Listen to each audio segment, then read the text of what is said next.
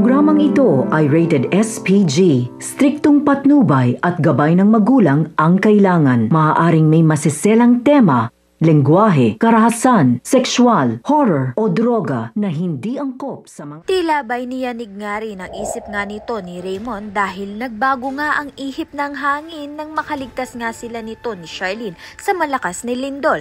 Dahil nga ay mabubuo na nga ang tunay na pamilyang Cristobal dahil malalaman na nga ni Charlene ang katotohanan sa pagkatao nga ni Princess dahil si Princess nga ang kanyang tunay na anak. Samantalang nakausap nga ni Charlene ng masinsina nito ngang si Raymond matapos nga silang matrap sa isang kwarto dahil nga sa lindol.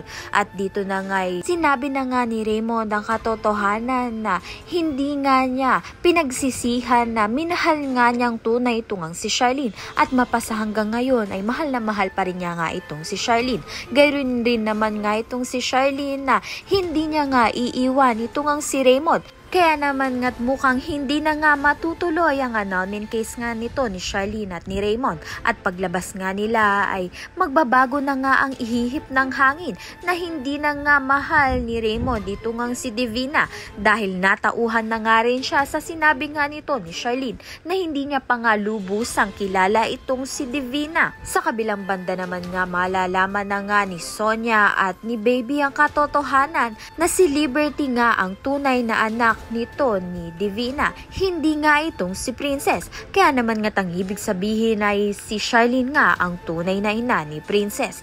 Kaya naman nga tayan at iba pa ang dapat nating pakaabangan. Maraming salamat sa iyong panonood.